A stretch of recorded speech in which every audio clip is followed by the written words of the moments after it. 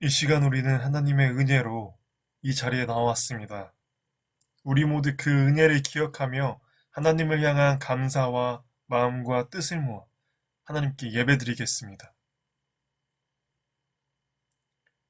너희 모든 나라들아 여호와를 찬양하며 너희 모든 백성들아 그를 찬송할지어다. 우리에게 향하신 여호와의 인자하심이 크시고 여호와의 진실하심이 영원하미로다. 할렐루야. 우리가 진정한 하나님을 향한 죄의 회개가 없이는 하나님께 예배드릴 수가 없습니다. 이 시간 우리가 한 주간 살아오면서 하나님을 잊고 살았던 그 순간들, 그리고 다른 사람에게 상처를 주었던 일들과 같이 나의 생각이나 말이나 또는 행동, 모든 것을 돌아보며 그 죄를 하나님께 고백하는 시간을 갖겠습니다.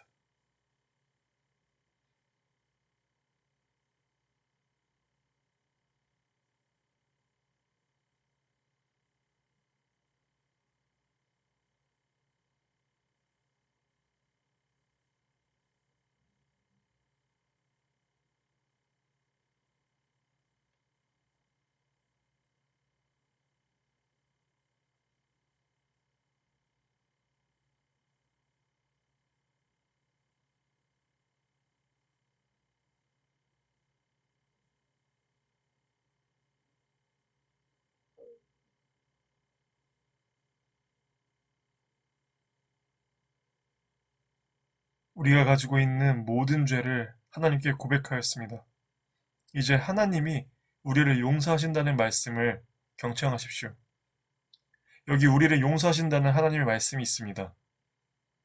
만일 우리가 우리 죄를 자백하면 저는 미쁘시고 의로우사 우리 죄를 사하시며 모든 불의에서 우리를 깨끗하게 하실 것이라. 아멘.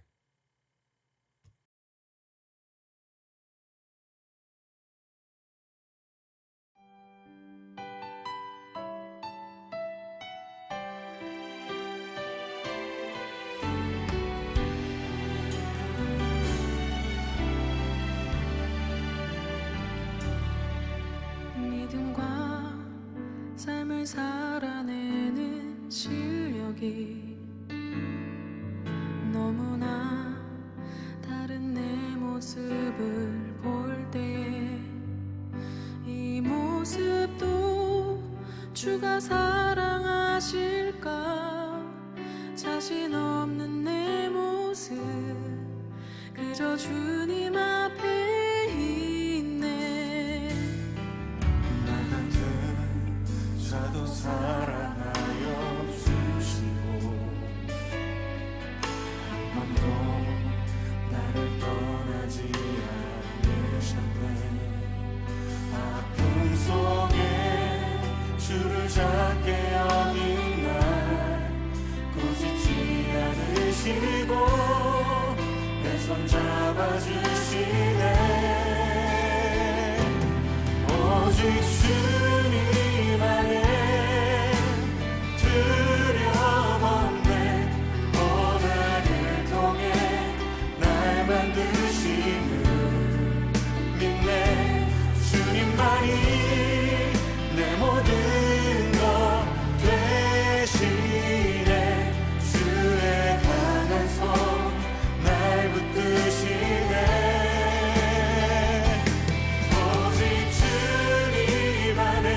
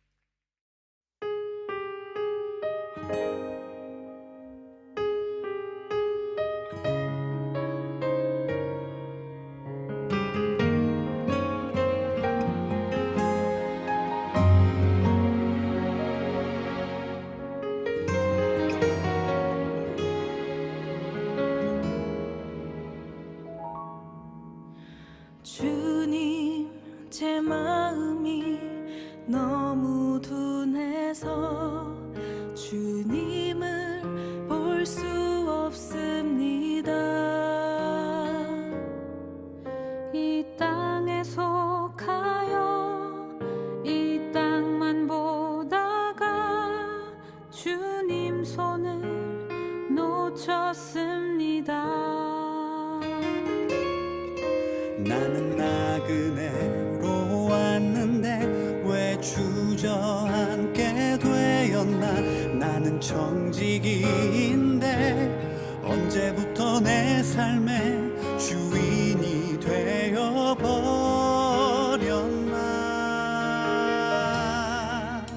믿음이 없이는 기쁘시게 못하나니 고된 수고도 다 헛될 뿐이라. 믿음이 없어서 무너진 삶의 모든 자리에 다시 주님을 기다립니다.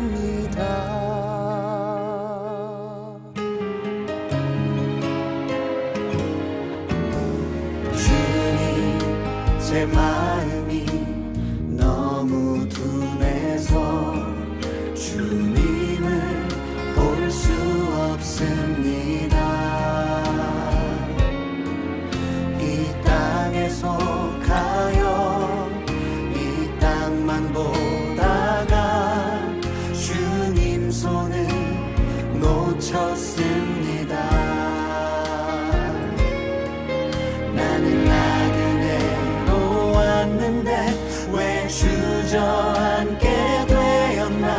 나는 정직인데 언제부터 내 삶의 주인이 되어버렸나.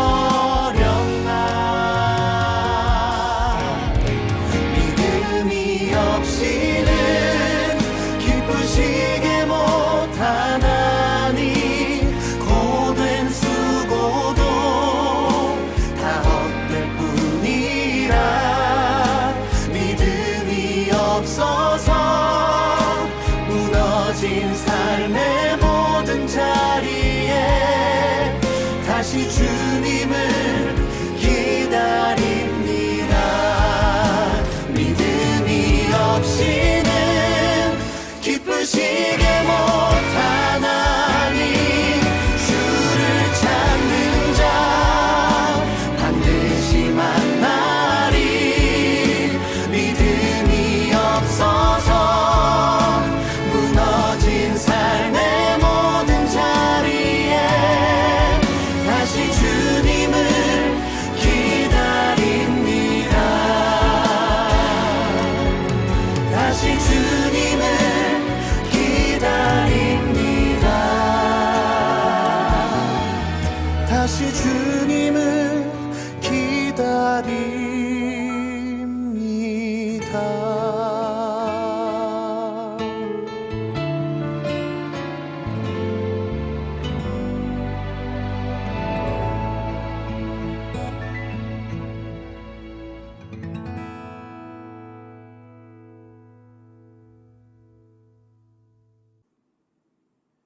이 시간 사도신경으로 우리의 신앙을 고백하겠습니다.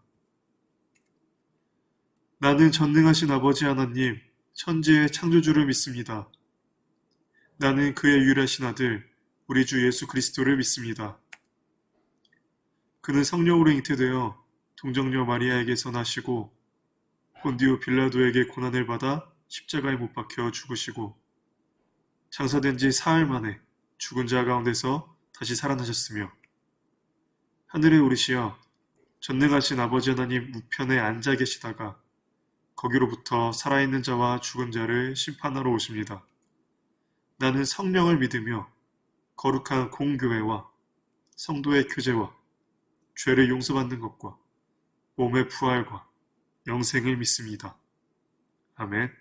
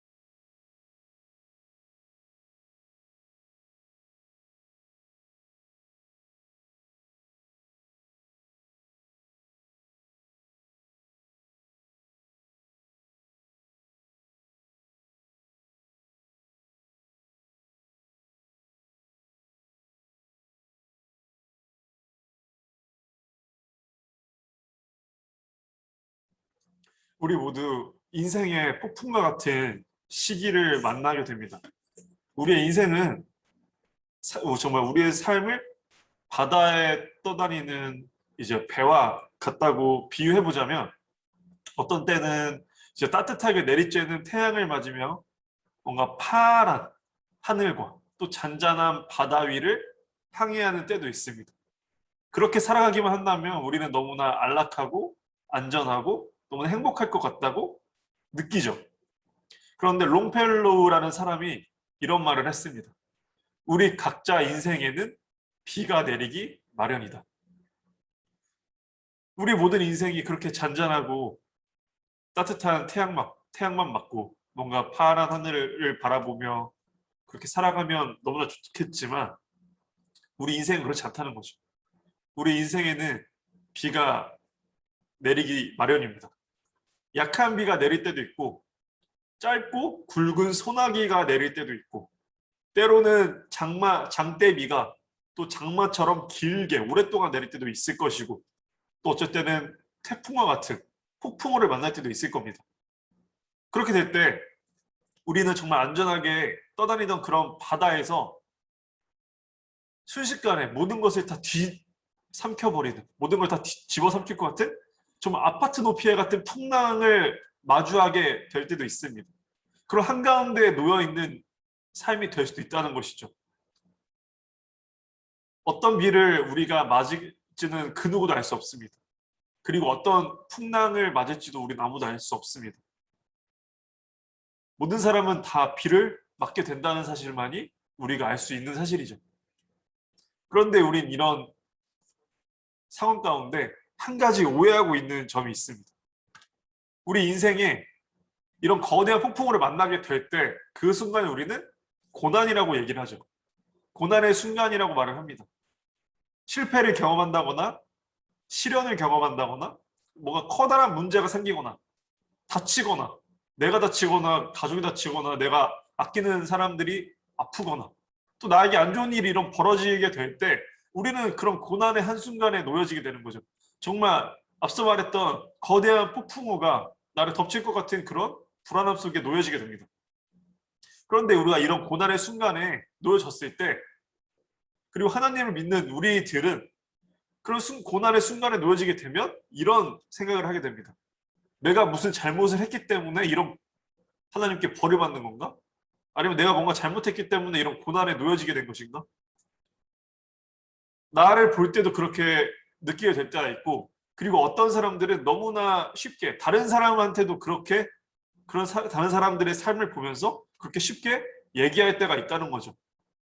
다른 사람이 뭔가 어려운 일이 닥치거나 뭔가 고난의 순간에 놓여진 걸 보면 어떤 분들은 너무나 쉽게, 어떤 사람들은 너무나 쉽게 하나님을 제대로 믿지 않기 때문에 저런 상태에 놓여진 것이다. 그래서 고난을 받았다. 그러니까 그런 고난에 놓여져 있는 사람들에게 너무나 쉽게 회개해라. 하나님께 기도해라. 이렇게 말을 한다는 것이죠. 그런데 우리가 한 가지 알아야 할 점이 있습니다. 우리는 욥기에서 보듯이, 요나서에서 보듯이 하나님께 불순종했기 때문에 폭풍 가운데 있게 될 수도 있다는 것이죠. 하나님께서는 이제 요나 선지자에게 어떤 한 나라에 가서 그 나라에게 하나님의 나의 메시지를 전하라. 회개하라는 메시지를 전하라. 회개하지 않으면 그 나라는 이제 무너질 것이다. 이 메시지를 전해라. 미리 경고해라. 라고 요나에게 요구하십니다. 그런데 요나는 이 하나님의 요구가 정말 죽기보다 듣기 싫었어요. 왜냐하면 하나님께서 요나에게 보내신 그 나라가 자신의 나라, 자신의 이스라엘 나라를 너무나 괴롭히고 원수였던 나라였기 때문이죠. 그런 나라에는 망해야 당연한 건데 망하지 말라고 하나님께서 나를 보내신다는 거는 나는 도무지 받아들일 수가 없다. 그런 나라가 구원받느니 난 모든 것을 다 버리고 도망쳐버리겠다. 이 생각을 하게 되면서 하나님을 피해서 그 나라와 정반대, 절대로 그 나라의 메시지를 전하지 않기 위해서 그 반대인 곳으로 도망치기 위해서 배를 타게 되죠. 이제 그러다가 요나가 탄 배는 폭풍우 한가운데에 놓여지게 됩니다. 그런데 우리가 이런 요나의 모습을 보면 나는 안 그럴 텐데 요나가 왜 그랬을까? 이런 생각을 하게 되죠. 그런데 한번 이렇게 생각을 해보세요. 요나를 여러분이라고 생각을 하고 원수인 나라를 조두순으로 바꿔보세요. 하나님께서 조두순에게 가서 당신 회개하고 구원받으라고 하나님께서 나를 보냈습니다. 이렇게 하나님이 여러분들에게 요구했다고 한번 생각해 보세요. 여러분들 할 수 있을까요? 꼭 조두순이 아니더라도 내가 정말 싫어하는 사람, 미워하는 사람에게 가서 사랑하고 원수를 사랑하듯이 그 사람을 사랑하고 나의 메시지를 전하고 그 사람을 위해 기도해라 라고 했을 때 우리 대부분 요나처럼 행동한다는 거죠. 차라리 나를 죽이세요. 나 절대 그 사람한테는 가서 내가 하나님의 사랑을 전할 수 없습니다. 이게 우리의 모습이라는 것이죠. 그리고 우리가 인생을 살아가면서 하나님의 뜻대로 하기보다 나의 생각과 맞지 않으면 하나님의 생각을 저버리는 게 우리 모든 사람들의 어떻게 보면 대부분의 모습입니다. 우리는 사실 내가 할 수 있는 거는 하지 내가 할 수 없는 거를 하나님의 뜻이기 때문에 한다? 그렇게 많지 않아요, 사실. 우린 대부분 요나처럼 삽니다. 그런 가운데 나의 욕망을 따르다 보니, 나의 욕심을 따르다 보니 자연스럽게 이제 그런 폭풍우 같은 순간에 놓여지게 되는 것은 어떻게 보면 너무나 당연한 일이죠. 이렇게 하나님의 뜻과 반대대로 나의 뜻, 나의 욕망, 나의 자유대로 살아가다 보면 우린 자연스럽게 인생의 폭풍우 가운데 스스로 들어가게 됩니다. 이렇게 생겨나는 고난이 있어요. 그러나 우리가 오늘 읽은 본문은 전혀 반대의 상황인 것이죠. 왜냐하면 이때 제자들은 오히려 예수님께 순종했기 때문에 폭풍 한가운데 있게 됩니다. 이처럼 하나님의 뜻에 순종한다고 해서 우리의 모든 삶이 쉬워지기만 하는 것도 아니라는 것이죠. 그렇다면 왜 예수님께 순종했음에도 제자들은 그 폭풍 한가운데 놓여지게 되었을까요? 이 말은 우리한테도 똑같이 질문을 던질 수 있겠죠. 왜 내가 주님을 따르는데 고난을 겪게 되는 걸까요? 이 대답을 찾아가기 위해서 우리는 베드로를 한번 살펴볼 수 있겠습니다. 베드로는 이때까지 예수님과 함께하면서 3번에 걸쳐서 배 체험을 하게 됩니다. 그러니까 어부인 베드로에게 배는 인생 그 자체였죠. 그러나 예수님과 함께하면, 함께할 때 지금까지 자신이 배 위에서 경험했던 것과 전혀 다른 경험들을 하게 됩니다. 첫 번째 체험은 이제 예수님을 만난 초기에 예수님의 말씀에 따라 그물을 내린 곳에 그물이 찢어질 정도로 많은 물고기를 잡았던 체험이죠. 두 번째 체험은 예수님께서 폭풍을 명령하여서 잔잔하게 만드셨던 체험입니다. 그리고 세 번째는 우리가 오늘 살펴본 본문, 바로 이 폭풍, 또 두 번째 폭풍을 잔잔하게 하는 그런 체험인데, 여기서 우리가 이제 살펴볼 수 있는, 발견할 수 있는 패턴이 있습니다. 여러분들은 이 패턴을 찾았나요? 한번 우리가 이 시간 자세하게 한번 살펴보겠습니다. 이 세 번의 체험에서 예수님께서는 베드로와 제자들에게 어떻게 믿음이 생겨나고 성장되어질 수 있는지 이걸 우리에게 보여주십니다. 첫 번째 가르침은, 첫 번째 체험이었던 바로 조용한 아침 바다에서 있었던 일입니다. 그때 예수님께서는 아직 제자 되기 전이었던, 믿음이 없던 베드로를 찾아오셨습니다. 그래서 베드로에게 가르침을 주시고 말씀을 가르쳐 주시고 또 길을 보여주시고 체험하게 해주시죠. 그렇게 베드로에게 예수님을 따라올 수 있도록 따라오게 하셨습니다. 이렇게 믿음이 시작이 됩니다. 그때 예수님은 베드로와 함께 하셨죠. 두 번째는 폭풍이 부는 밤바다에서 있었던 일입니다. 이때는 제자들과 배 안에 있는 모든 사람들의 목숨의 위험 앞에서 두려워서 떨고 난리가 났던 와중에 예수님께서는 주무시고 계셨습니다. 어찌 보면 이 순간은 우리가 흔히 경험하는, 침묵하고 계시는 하나님을 보는 제자들의 모습과 우리가 비슷할 때가 많죠. 나의 위협과 고난 속에서 우리는 우왕좌왕하고 정신 없어질 때가 있는데, 그럴 때 우리는 주님이 그냥 딱 나의 삶에 오셔서 나의 모든 문제를 해결해 주시기를 바라죠. 그런데 예수님께서는 아무런 행동도 하지 않으시고 아무런 말씀도 없으십니다. 즉 주무시고 계신 것처럼 보인다는 것이죠. 그리고 세 번째 가르침 역시 폭풍이 부는 밤바다였습니다. 이때 예수님께서는 아예 함께 계시지 않으셨습니다. 그런데 중요한 건 이 각각의 체험을 통해서 예수님께서는 제자들에게 더 많은 믿음을 요구하시고 더 많은 믿음이 생길 수 있도록 인도하셨다는 것이죠. 처음에 믿음이 없을 때, 연약할 땐 예수님은 그들과 함께 하셨고 그들을 가르치셨고 그들에게 기적을 체험하게 하셨습니다. 두 번째는 예수님이 배에 계셨음에도 불구하고 그런 위기의 순간에 주무시고 계신 것처럼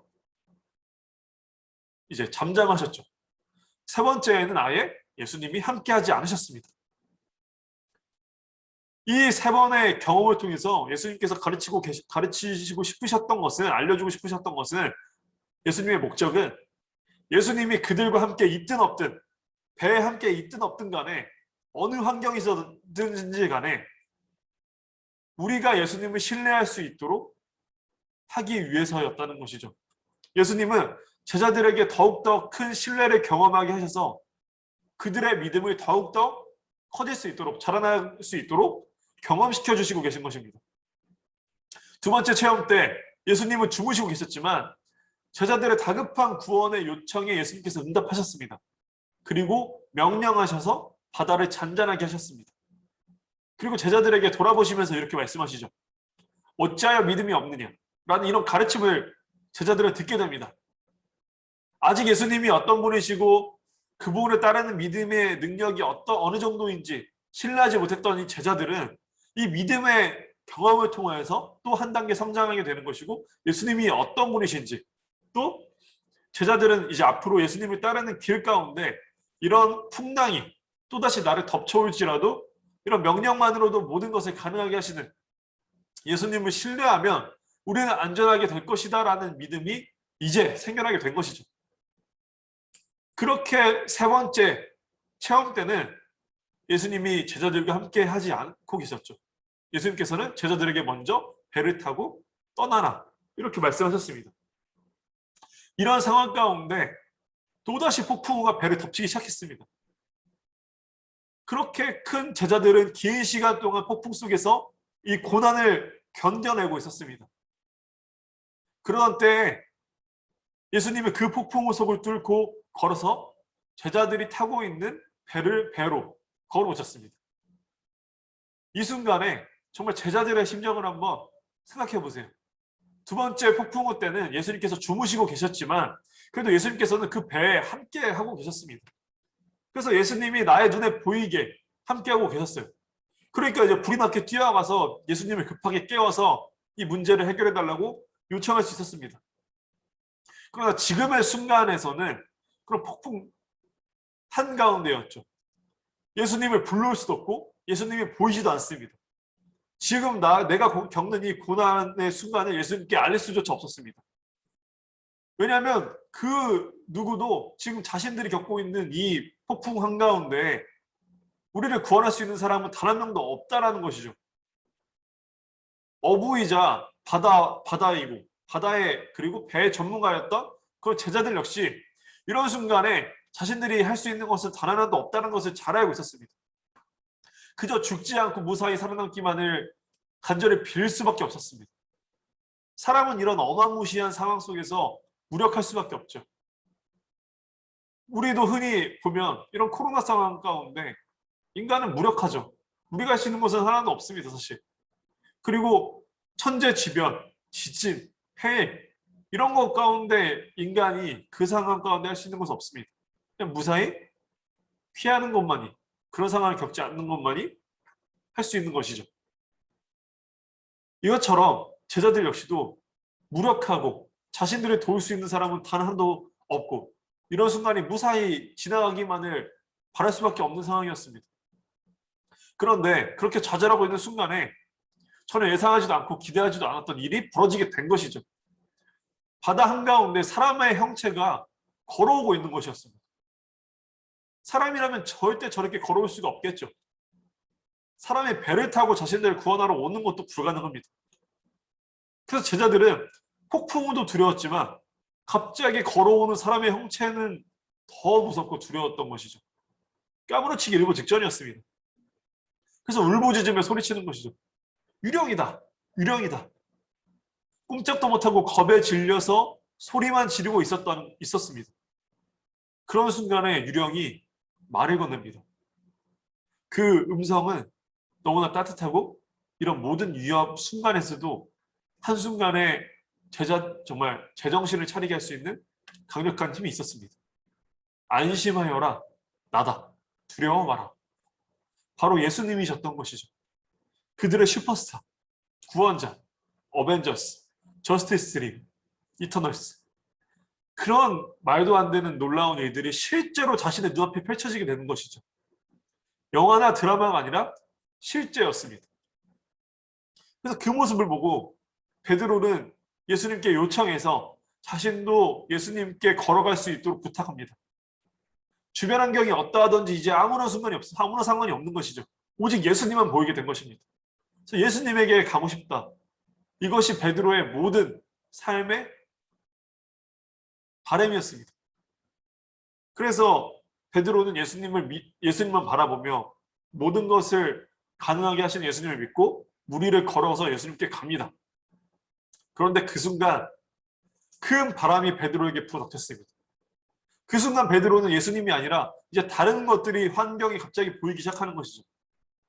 쉽게 말해 현실이 눈에 들어오기 시작한 것입니다. 자신이 무리를 걷고 있는 것도 앞에 예수님이 계신 것도 이 비현실적인 상황이 이제 현실이 눈에 들어오자 이 모든 것들이 말이 안 된다는 것을 깨닫게 된 것이죠. 그래서 지금 자신에게 불닥치고 있는 일의 바람, 그리고 지금 주변을 둘러보니 폭풍우가 몰아치고 있는 것들, 이런 모든 것들이 위협적으로 보이기 시작했던 것이죠. 그러자 믿음이 사라져버렸습니다. 그렇게 다시 바닷속으로 빠져버리게 됩니다.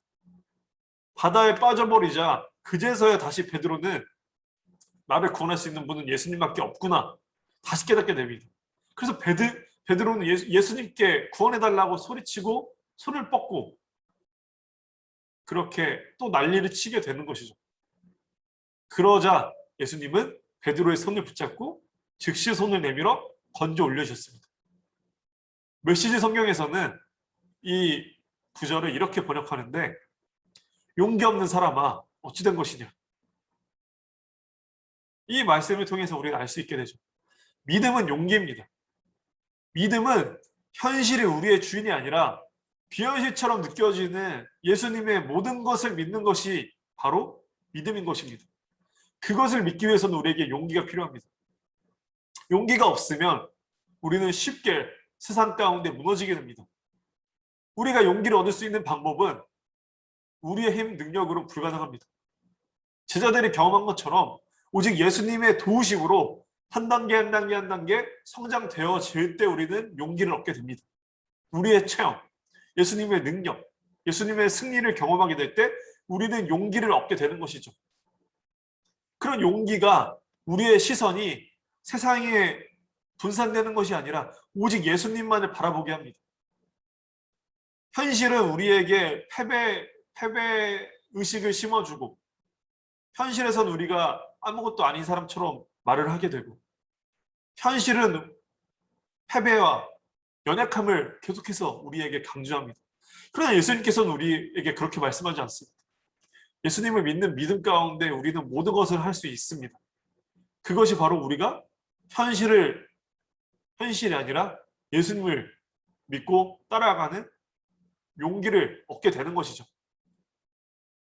이런 예수님을 따르고 믿을 때 우리는 예수님의 능력을 통하여서 승리의 삶을 체험하게 됩니다.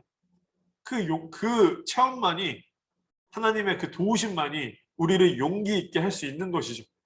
우리 스스로 용기가 있어진다는 것은 사실 어렵습니다. 그래서 정말 여러분들이 그런 폭풍 한가운데 있을 때 여러분들이 잊지 말아야 될 것을 6가지로 말하자면, 첫 번째, 폭풍 한가운데 있다면, 고난 한가운데 있다면, 여러분들이 예수님을 정말 따라가기 위해서, 예수님을 이 세상 가운데 믿기 위해서 정말 열심히 노력하고 있는데, 그런데 정말 어떤 어려움이 닥쳐지고 그런 고난의 순간에 있을 때, 첫 번째, 예수님께서 나를 이곳으로 오게 하셨습니다.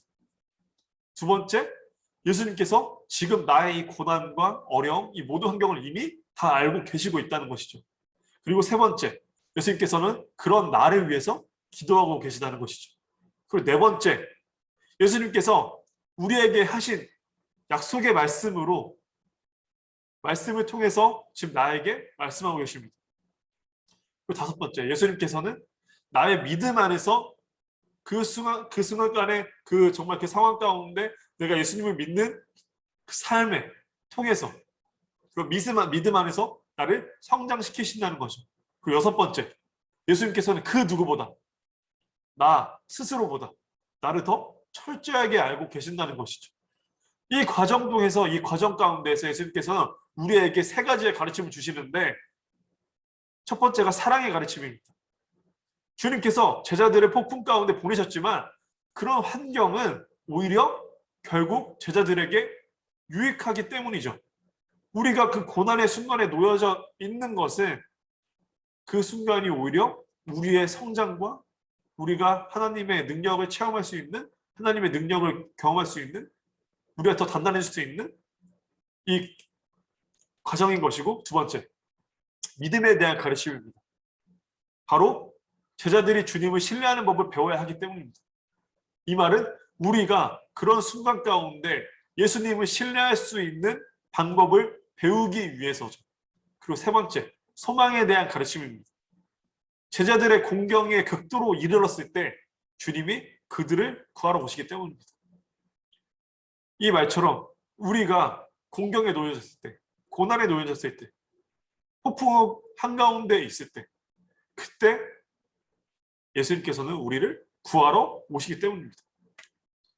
이 사실을 잊지 않고 여러분들이 어느 순간이든, 정말 더 고난의 순간이든 힘든 순간이건 어려운 순간이건, 우리가 해야 될 것은 예수님께 시선을 고정시켜야 됩니다. 현실의 어려움, 나의 어려움이 아니라 예수님께 시선을 고정할 때, 그때 예수님께서 여러분들을 구원하러 오시는 것을, 경험하게 될 것이고 체험하게 될 것입니다. 이런 삶의 경험들이 쌓여 올라져 갈 때 여러분들은 한 단계 한 단계 믿음이 더 성장되어지는 것이고, 그렇게 될 때는 여러분들의 구원이 한 단계 더 가까워지는 것이고, 그래서 예수님의 능력을 체험했기 때문에 이 세상의 음성이 아니라 예수님의 음성에 더 귀 기울일 수 있게 되는 것이고, 그렇게 예수님을 더 따를 수 있게 되는 것이고, 그렇게 정말 이 세상의 주인이 누구인지 알게 될 때, 그 사실을 경험하게 될 때 우리는 세상에 무너지는 것이 아니라 세상을 이길 수 있게 되는 것이죠. 여러분들이 이 체험을 직접 하기를 소망합니다. 이것을 위해 간절히 바라고 구하고 찾으시는 여러분 되기를 주님의 이름으로 소망합니다. 기도하겠습니다. 하나님 아버지, 감사합니다. 오늘 말씀을 통하여서 예수님께서 제자들의 믿음을 어떻게 성장시켜 주시는지를 알 수 있었습니다. 믿음이 강해질수록, 우리가 신앙이 더 성숙될수록 예수님께서는 우리에게 모든 것을 떠먹여 주시는 것이 아니라 성장되어지기 위해서는 우리 스스로 성숙되어지고 성장되어지고, 우리가 더 어떤 순간에서든 예수님을 신뢰할 수 있는 믿음이 필요한 것을 이 시간 배웠습니다. 그러나 우린 연약하기 때문에 어떤 순간에서도 우리가 예수님을 간절히 구하면 예수님께서는 우리를 구원하러 오시는 것을 볼 수 있었습니다. 오늘 본문 가운데 사람은 할 수 없고 자연의 그리고 어떤 어려움 가운데 그 모든 것을 뚫고 예수님께서는 그 어려움을 뚫고 우리에게 오셔서 우리를 구원하셔 내시는 것을 볼 수 있었습니다. 세상의 모든 것을 이기시고 세상의 모든 주인은 주님이시기 때문입니다. 우리가 그 사실을 잊지 않기를, 우리 친구들이 그 사실을 깨닫기를 정말 간절히 바랍니다. 주님께서 우리 친구들에게 그렇게 다가와 주시고 그렇게 주님의 승리를 경험시켜 주시고 세상의 주인이 권력자가 아니라 하나님이신 것을 깨닫게 하여서 알려주시는 주님이 될 수, 주님을 경험할 수 있는 우리 친구 될 수 있도록 도와주시옵소서. 예수 그리스도의 이름으로 기도드립니다. 아멘. 이제 여러분들에게 광고를 전하겠습니다. 우리가 이제 수능이 끝나고, 그리고 이제 코로나